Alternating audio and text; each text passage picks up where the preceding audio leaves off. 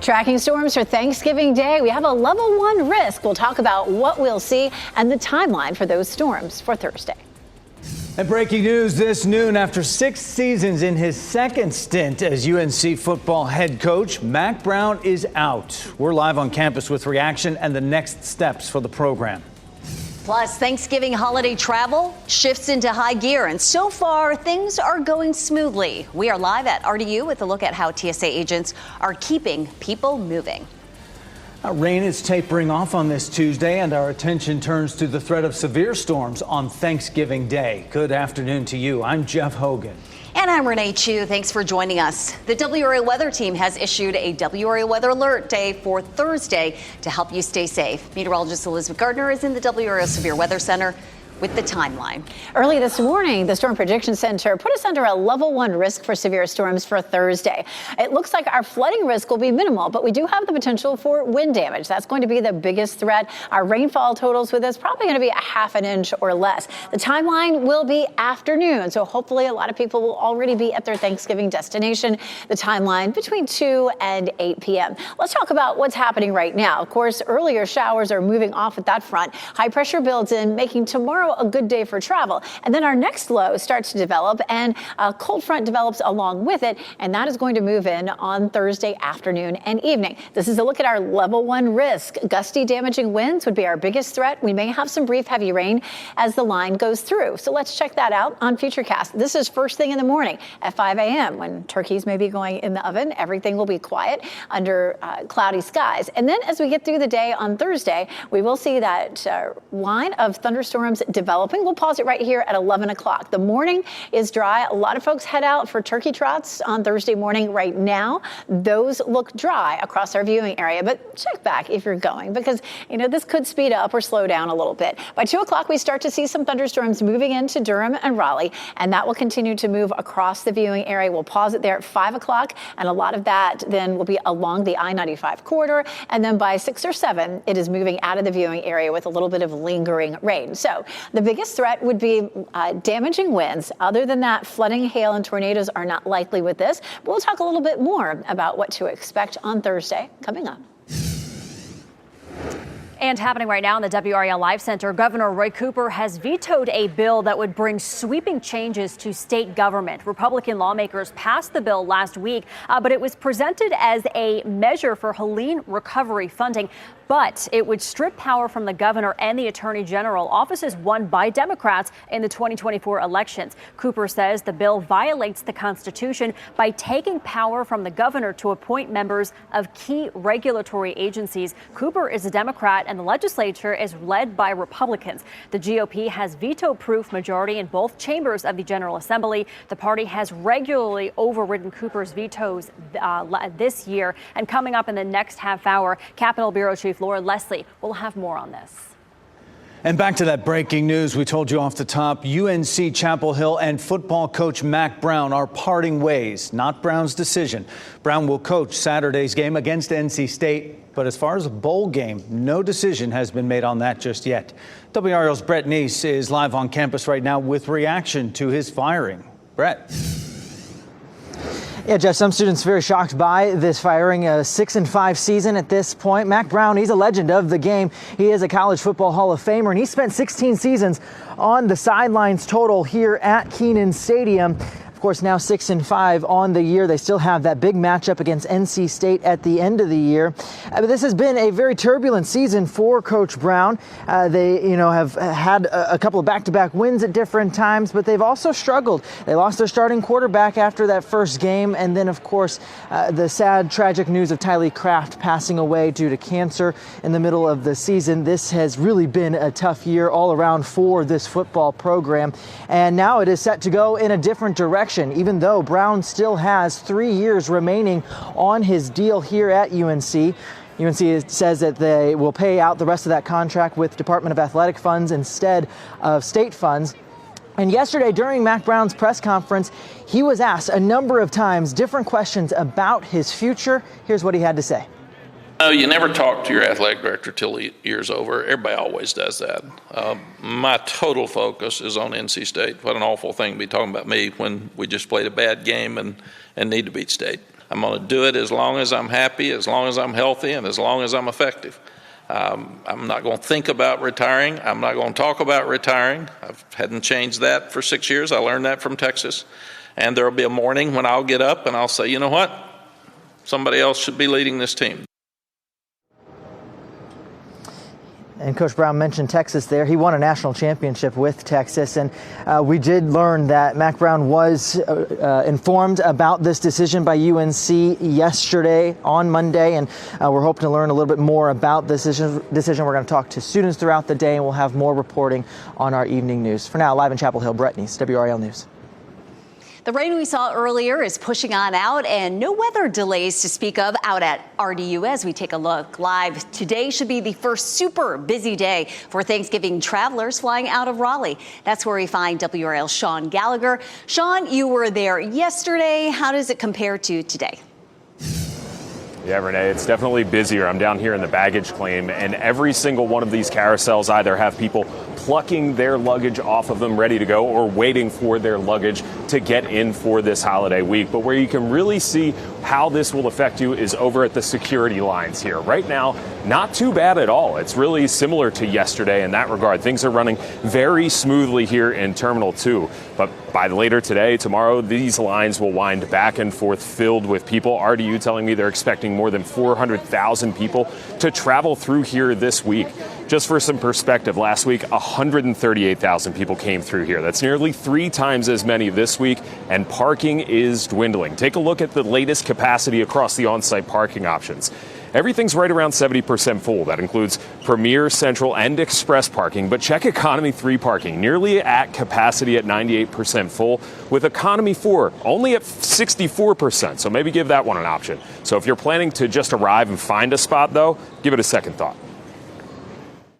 There are times when the parking deck fills up or some of the economy lots get close to full, but if you do check parking online or if you book your parking in advance, we feel confident that you'll be able to have a good experience when you travel here, and we just try to make it easier for you by offering those online offerings.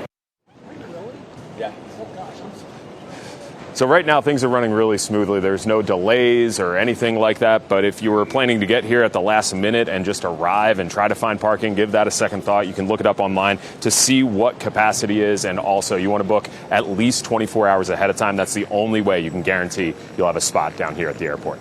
But for now, Sean Gallagher, WRAL News at RDU. We'll take it to the roads now. If you're traveling by car to visit loved ones this Thanksgiving, you will want to hit the road soon to avoid heavy traffic. AAA says a record 71 million people will travel by car over the holiday. The organization had recommended leaving before 10 o'clock this morning if you want to stay out of those peak travel times. And you're pushing it right now in this noon hour because today from 1 to 7, that is the most congested time period on the road. Heavier than normal traffic volume is expected all throughout this entire week. And according to this morning's report from AAA, gas prices are up slightly. The average price in North Carolina, $2.87 a gallon. That's up 2 cents from yesterday. In Raleigh, it's $2.92. That's up a penny from yesterday. Nationally, we're still in pretty good shape. We're below the average cost. That is up 1 cent from yesterday, $3.07 a gallon. A Cary woman is facing animal cruelty charges, accused of starving a Great Dane puppy. The founder of a nonprofit called Perfectly Imperfect Pups posted these pictures on Facebook of the puppy named Tegan. And the pictures show how severely malnourished Tegan was when she was rescued. The Great Dane puppy is now being cared for by Perfectly Imperfect Pups. Cary police say Claudia Della Cerda is facing 1 count of animal cruelty. All lanes of I-95 are back open after a serious overnight crash. State Highway Patrol says a box truck hit the back of an RV that was towing a car. The truck driver was seriously injured and dozens of exotic animals needed to be rescued. Among the animals in that crash, 28 snakes. Troopers say some of those snakes were also venomous. You can see the damage in the aftermath of that crash in Wilson County. Troopers say there were 5 people and dozens of animals inside the RV. 2 dogs, a cat, 2 tortoises, 5 bearded dragons, and those 28 snakes. We spoke with the RV owner after the crash. I have a bunch of reptiles. I do reptile expos, and I had some venomous snakes get loose in the camper when this accident happened, so I had to come back in there trying to get them snakes before the EMS personnel come in, so I didn't put them at risk. I successfully got them all. Fortunately, they did get them all, and no one was injured inside the RV, and all the animals are safe and accounted for. Good to know. Wake County families are set to find out tonight whether they'll be reassigned to a new school next year. The school board is scheduled to vote on the assignment plan for the next school year. Hundreds of families in southwestern Wake County face reassignment. That's because 4 new schools are opening. Another school has been redesigned to be much bigger. Many families have spoken out against the plan because of potentially longer commutes. Also, they'd have to switch from a traditional calendar to a year-round one. You can find out more about the school system's plan in the education section of WRAL.com. Carolina Hurricanes gave the fans at the Lenovo Center and the ones watching at home on Fox 50 something to remember in our first Hockey for the Holidays game.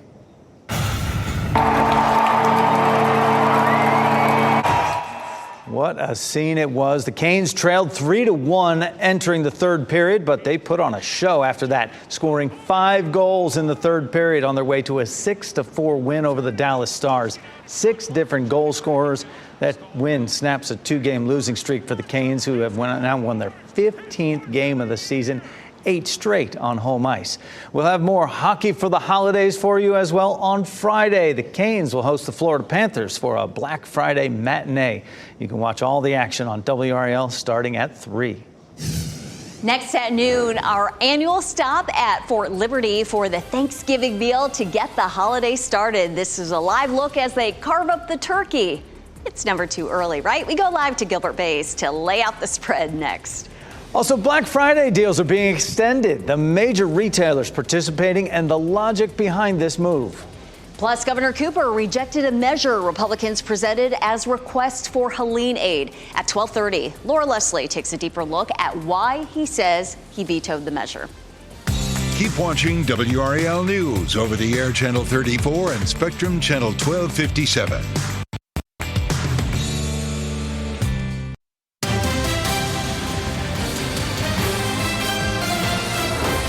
Last-minute menu preps are underway for family Thanksgiving meals, but suppose you had to feed thousands of people a Thanksgiving meal with all the trimmings. Yeah, well, a lot of work and a lot of planning. WRAL's Gilbert Bays is live at Fort Liberty right now, where Army cooks are preparing a meal fit for kings and queens. Gilbert, hi. Hey, Renee and Dan, this is a tough assignment, but someone's got to do it. Actually, this is probably one of my favorite stories to do every year, and the cooks here have developed a Harry Potter theme, and this is the 3rd Brigade Combat Team dining warrior restaurant. They don't call them dining facilities anymore. Let me show you why. Look here.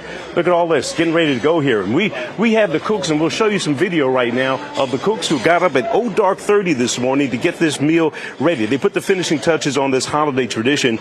And this is where the officers of the unit serve the meal to their soldiers. It's a tradition that shows the respect and appreciation for what these men and women do, protecting our freedom every day. Now, they say the way to a soldier's heart is through their stomach. So what's on the menu?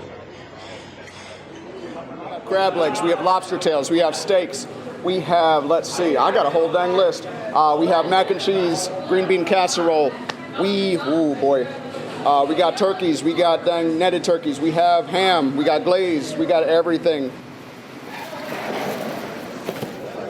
Yeah, they got everything. What a list. And I tell you what, we can see that the Warrior restaurant here is ready to serve these soldiers. And you can see right here, everything you heard on that list, just about everything, I have right here on my plate. This is the part that I love about this story. You guys can lick your chops if you like. Let's give some appreciation to the men and women who serve our country every day. Every day is Thanksgiving for these soldiers. Reporting live here at Fort Liberty, Gilbert Bays. Wait a minute. WRAL News. Oh, we salute the cooks and the soldiers, and we are so thankful for them. All right, Gilbert, getting eaten.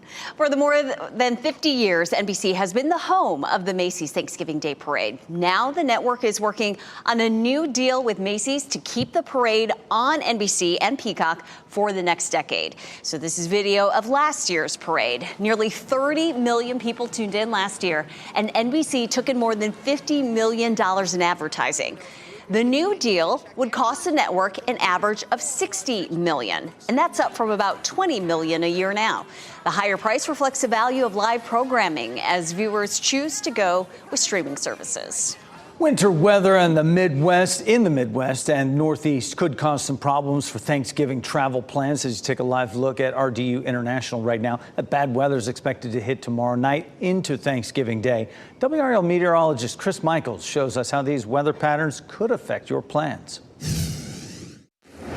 So the general trend today is the farther east you go, the wetter it's going to be. The farther west you go, the drier it's going to be. So if you're heading out on I-40, you may come into contact with some showers in Wilmington. Meanwhile, here at home and toward Greensboro, the air turning drier. If you're going west on I-40 into Tennessee, you'll notice it's cooler. Temperatures will be in the 50s. Let's say you're hitching a ride on I-95 and heading farther to the north. That's where we see some slightly higher rain chances, mainly during the afternoon and evening hours. But if you're going south toward Florida, warmer and drier, high temperatures near 80 degrees. Here's the setup for tomorrow. Locally, we'll be in the 60s. You see some showers out toward the upper Midwest, but much of the eastern U.S. is nice and dry. As we get closer to Thanksgiving Day, we're going to be keeping an eye on a line of strong thunderstorms that's moving into our area, mostly between 2 p.m. and 8 p.m. Good news is we've got you covered every step of the way. A Q&A right here on WRAL.com. You can find that updated throughout the holiday weekend on the homepage of our website.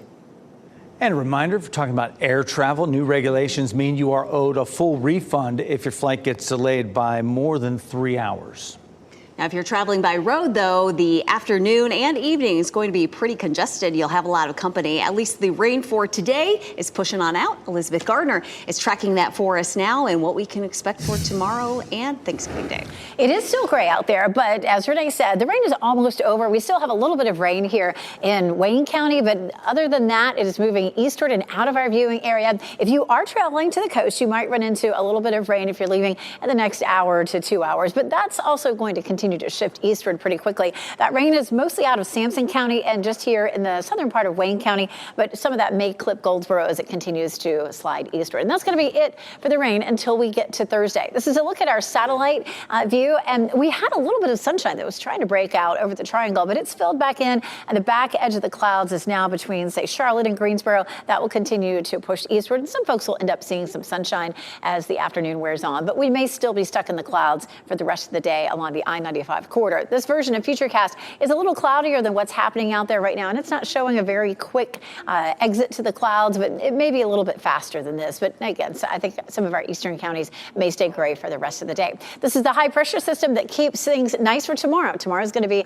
an easy travel day weather-wise, and then here comes the low that will eventually have a cold front along with it. That's coming in on Thursday. So Thursday is a WRAL weather alert day for a level 1 risk for severe storms in the afternoon. So this is a look at who's covered by that. It's almost the entire viewing area except up right along the Virginia line. Damaging wind is going to be our biggest threat. The rainfall won't be terribly heavy, and this does not look like it would be a tornado threat. But let's walk through 5, 6 o'clock. Everything is nice and quiet. We'll pause it at 9 o'clock. We're still nice and dry and should be dry for most folks for turkey trots. If your turkey trot is at 8 or 9 o'clock right now, it looks like the rain shouldn't really start anywhere until closer to 11. It starts to move into the triangle closer to lunchtime. You can see some of that heavier rain from Roxborough to Durham right there at 1 o'clock. We'll pause it at 4 o'clock. And from Rocky Mount to Raleigh to Southern Pines, we're seeing that line of storms. And then by 6 o'clock, it's almost out of the viewing area, and we'll gradually end up with some clearing overnight. But there still could be some wet spots during the evening. So for Thanksgiving, here's how it looks. In the morning, most of the rain will be to the west. We'll say, hey, maybe an isolated shower, but it should be fairly dry in the morning. Once we hit lunchtime, we start to see the rain increasing, but then it's likely to be early afternoon that the storms arrive, and those will gradually move across our viewing area as we get through the afternoon. Some hail, some strong damaging winds are possible. If you are headed for a turkey trot, again, I think you're going to be pretty dry in the morning. Temperatures should be in the low to mid 50s from the start time to the end time, so should be good to go on Thursday morning. But like I said, keep checking back in case the storm starts to speed up a little bit. We're nice and quiet in Apex right now, 66 degrees, so we're looking at a mild noon time. We're looking at 63 for tomorrow, but then we have some cold air that comes in for early next week. Coming up, we're going to talk a little bit more about those chilly temperatures. Elizabeth, thanks. Wake school leaders are planning for next year's budget. Coming up on WRAL News at 4, the shortfalls expected and how it could impact your child's lunch. Then at 5, the holidays are packed with family meals, and that means your fridge and freezers are probably packed as well. 5 on your side's Keely Arthur shares how to make room for everything. Plus, still ahead this noon, look around. Today's Tuesday, but it's not hard to find Black Friday deals. The reason top retailers decided to let customers get a jump on the shipping season. And when it comes to post-workout recovery, which is best? An ice bath or soaking in a hot tub? The science behind the clear winner.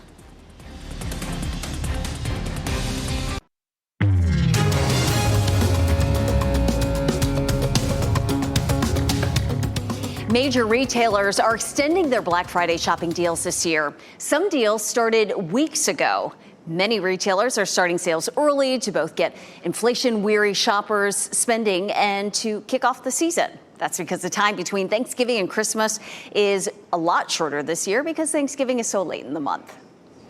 Amazon is preparing for protests and strikes in 20 countries beginning on Black Friday and running through Cyber Monday. UNI Global Union is a Swiss labor union, and the group says it's timing the actions. They're designed to raise awareness over what it says are Amazon's anti-workers and anti-democratic practices. That's their quote. Amazon has defended its work practices and pay benefits to workers, and this is the 5th year the groups have targeted Amazon on Black Friday. Walmart is now the latest company to backtrack on diversity initiatives in the face of right-wing pressure. The company is ending racial equity training programs for staff and evaluating programs designed to increase supplier diversity. Walmart joins Harley-Davidson, Tractor Supply Company, John Deere, and other companies in revising or pulling back on their DEI programs, support for pride marches, and LGBTQ events. Strong words from Governor Cooper as he vetoes the latest Helene relief bill. Next, why the governor called it, quote, a sham. And dozens of snakes and other reptiles in need of help. Why there were dozens of animals in an RV to start with. That's next at noon. And here we have a look at your winning lottery numbers on your screen right now.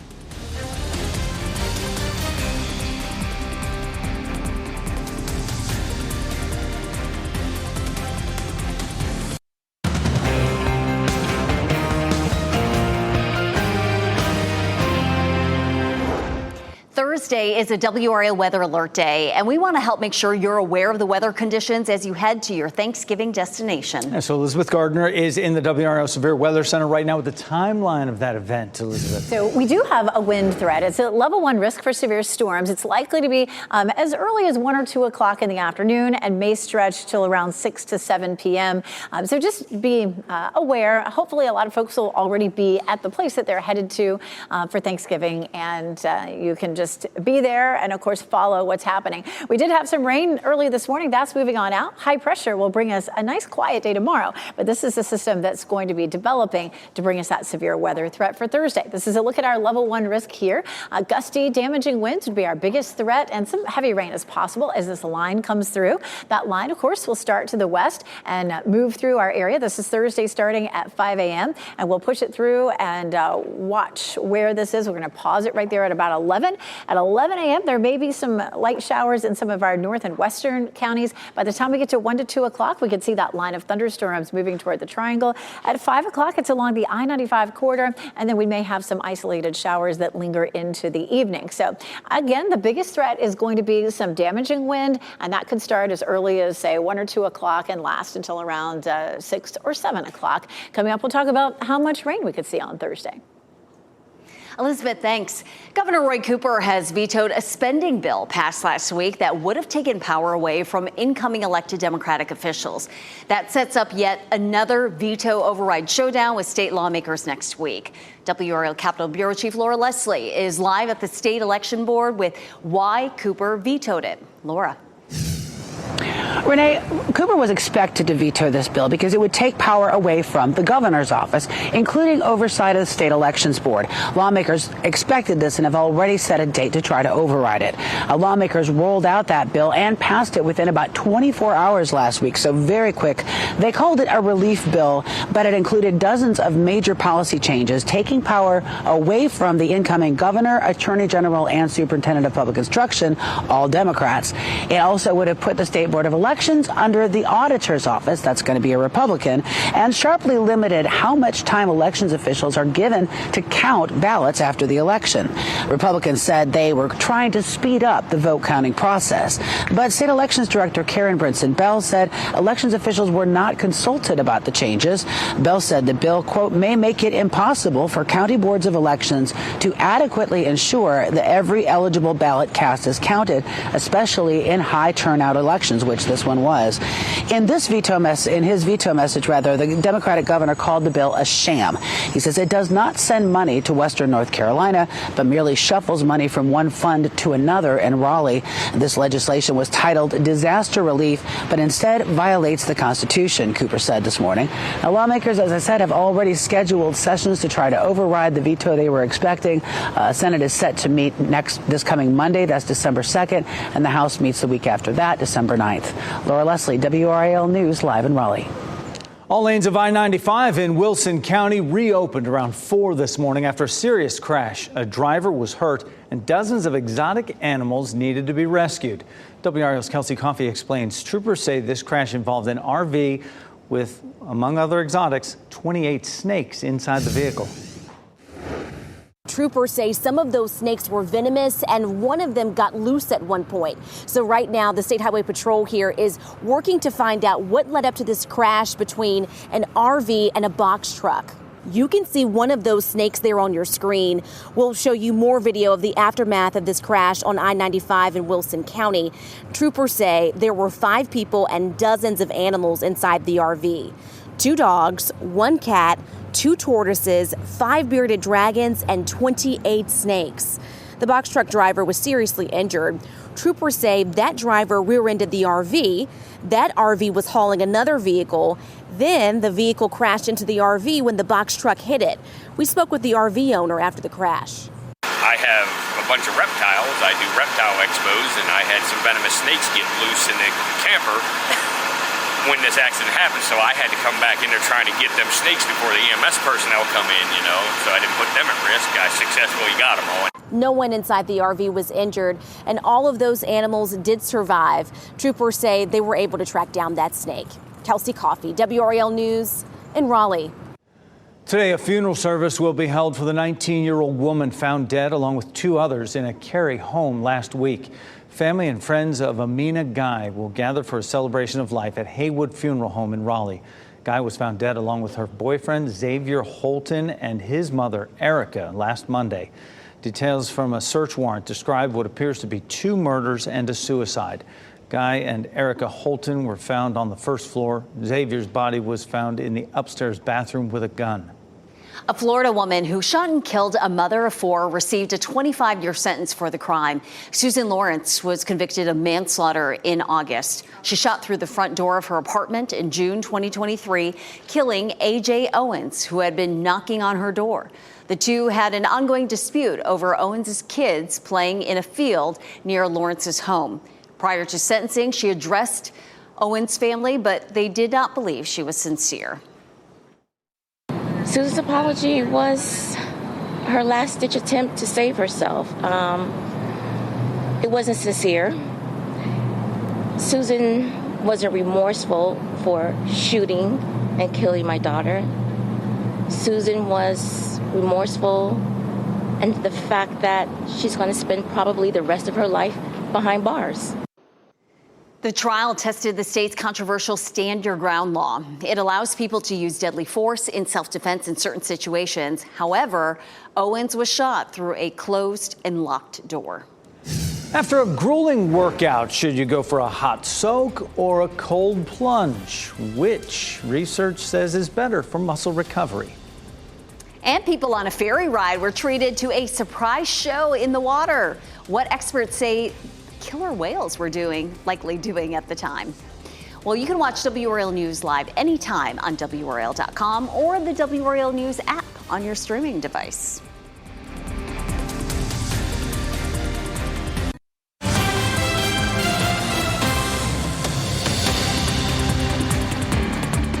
Happening right now in the WRAL Live Center, Secretary of State Antony Blinken said a ceasefire deal between Israel and Hezbollah is in its final stages. He said this at a news conference at the G7 in Italy. He says, we are not there yet, but we are in the final stages. We are tracking this very closely, and I hope and believe that we can get over the finish line. He also said that he believed the ceasefire deal would help end the war in Gaza by putting pressure on Hamas to make a deal. A new rule announced today by the Biden administration would require Medicare and Medicaid to offer coverage for weight loss medications to treat obesity. Until now, Medicare and Medicaid have only provided insurance coverage for these drugs when they're used to treat conditions like diabetes. The change would dramatically reduce out-of-pocket costs for the drugs. Right now, a month's supply of weight loss drugs can cost $1,000 or more. The new rule would expand access to the drugs for more than 3 million Americans who use Medicare and another 4 million people enrolled in Medicaid. Taking an ice bath after exercise might be the hot trend on social media, but a new small study suggests that athletes perform better if they soak in a hot tub. When you exercise vigorously, muscle fibers are damaged and the hot water can increase blood flow, which helps the muscles repair themselves and become stronger. It doesn't mean there's no value in icy soaks. Frigid water can relieve muscle soreness. Moreover, ice is the best if there is an injury. Hot tubs feel so much better. Thursday is Thanksgiving, but it's also Family Health History Day. That's a time when you can collect information from a lot of your family members since some will be getting together. So be sure to discuss things such as known cancers, chronic diseases, or conditions like hypertension, stroke, and diabetes. Be sure to find out when they developed these medical issues and what medications have been most effective. Knowing your family history is really important because it can actually help you understand your own health. And that in turn will allow you to make better health choices. It will also give more information to your doctor who can help you determine the best course of action going forward for your health. If you do plan to discuss family health history, consider talking with each person in private. Keep in mind that not everyone may be comfortable sharing in front of others. The phrase home for the holidays takes on new meaning for a family in Hawaii. A look inside the first home rebuilt in the fire zone in Lahaina. Plus, a pod of orcas makes a surprise appearance, sparking joy for people who got to see them. What experts say possibly brought the killer whales to the area.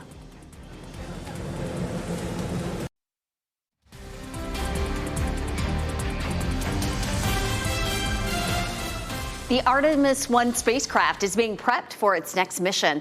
The spacecraft that traveled from Florida to the moon and back is now headed to Ohio. Technicians at Kennedy Space Center in Florida are sending it there for additional post-mission testing. Data will help in planning for NASA's next crewed mission for Artemis 2. What you're seeing is a space capsule that traveled 1.4 million miles to the moon and back. It was actually the crew module for the Artemis 1 mission. And now that it came back, safely completed a great mission, we're using it here to test it against the environments we would see if we ever had to use the launch abort system. NASA says it's planning to launch its Artemis 2 mission no earlier than September of next year.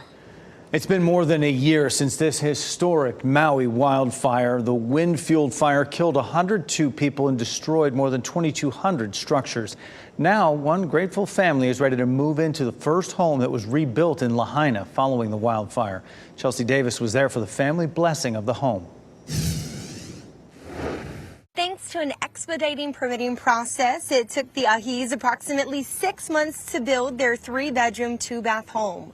They passed their final inspection. The couple has 2 boys, 6-year-old Manaya Kalani and 3-year-old Kayakea. The longtime Lahaina family thought it would take years before they could move back. With Thanksgiving less than a week away, they are feeling extra grateful. He was here before work. He was working on the house after work. Every day that we were off, he was here. Even when there was no lights in the house, I think you've been here since like 10 o'clock at night, just working on the house.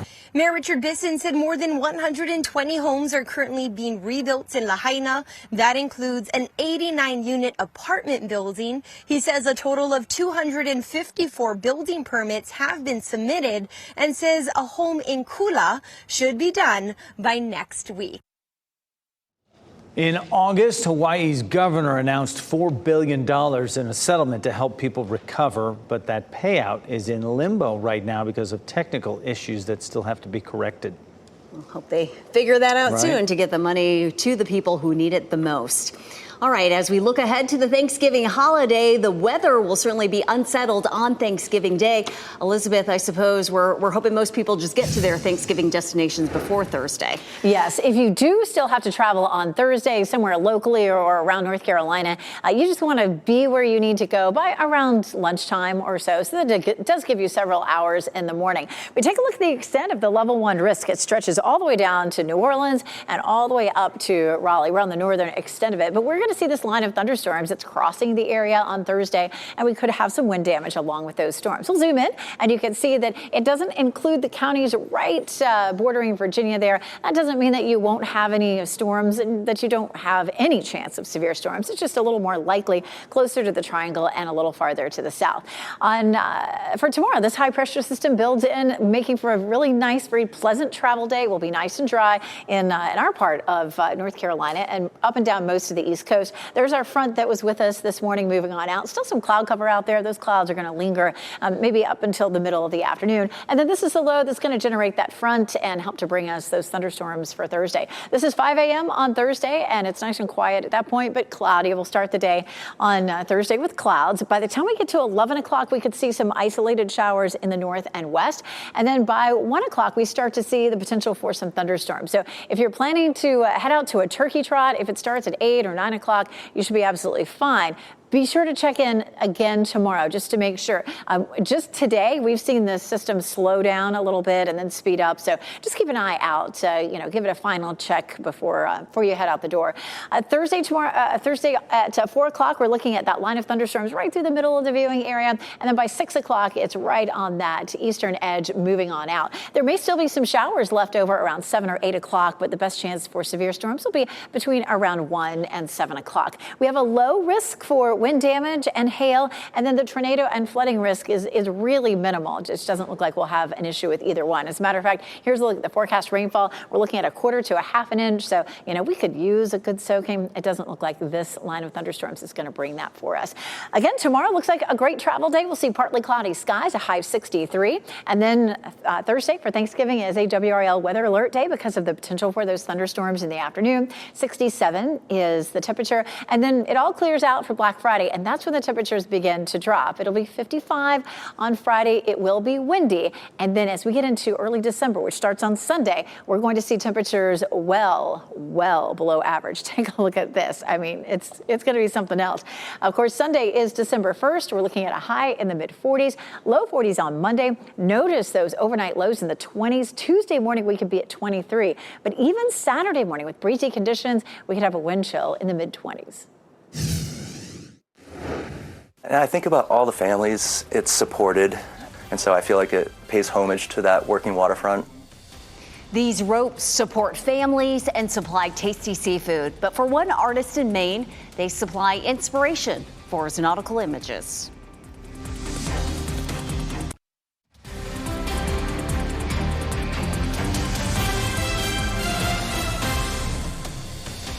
As we wrap things up, here's a look at a few of the headlines we're following today. Breaking news, UNC Chapel Hill and football coach Mack Brown are parting ways. The university announced this morning that Brown would not return for the 2025 season, firing him with 3 years left on his contract. Brown will coach Saturday's game against NC State.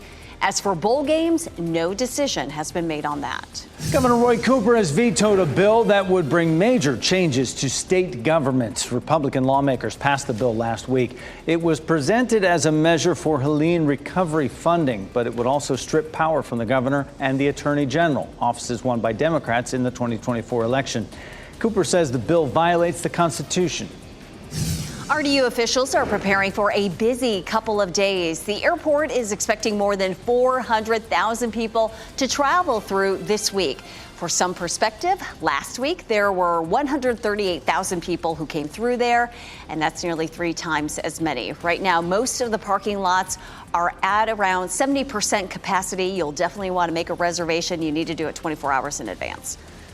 Toronto native rapper Drake is accusing Universal Music Group of conspiring to artificially boost Kendrick Lamar's Not Like Us diss track on Spotify. Lawyers for Drake claim UMG used fake social media accounts and pay-to-play radio agreements to inflate the popularity of Lamar's song. Not Like Us has nearly 900 million streams on Spotify and earned 3 Grammy nominations this month. Both rappers are represented by separate divisions of UMG. A spokesperson for the company says Drake's suggestion is offensive and untrue. A few years ago, lobster harvesters changed the rope that they use to protect endangered whales. So what happened to all that old rope? An artist in Maine uses discarded lobster fishing rope to create these collages of colliding color. He prefers to use old rope to prevent it from being buried in a landfill. The creative process involves nailing the various rope pieces to a wooden board and then burning off the ends to create clean edges. He says each strand comes with stories about its life at sea. A ferry ride on Vancouver's False Creek over the weekend came with a bit of a surprise. A family of orcas put on a show as that boat cruised by. The 4 killer whales could be seen swimming past high-rise buildings right along the shoreline. Orcas are known to live in the waters off British Columbia, but are rarely seen in those waterways surrounding Vancouver. The whales were identified as a mother with 3 offspring. Experts believe the pod was likely hunting seals who have changed their habits to hide from the orcas. What a treat, and that's something tourists will never forget. Meet Hazelnut here, a sweet rescue beagle looking for a forever home for the holidays. Hazelnut loves belly rubs, sunbathing, and snuggling with her foster family. She is house trained and has great indoor manners. She came to the rescue a little chunky and is slimming down nicely thanks to some extra walks. Could you be the one to give her the gift of a loving home? To learn more about adopting Hazelnut or to meet her in person, go to trybeagles.org. Wake Schools leaders are planning for next year's budget. Coming up on WRAL News at 4, the shortfalls expected and how it could affect your child's lunch. Thanks for spending your lunch hour with us. NBC News Daily is next on WRAL, your next local news update in 30 minutes. And you can get breaking news updates anytime with our WRAL News app. Safe travels out there for you. Have a great day. Stay safe with the latest WRAL Weather Alert Day info. Get up to the minute weather and traffic conditions when you get in your car. In Raleigh on 99.3 FM, in Durham 96.5 FM, and everywhere on 101.5 HD3.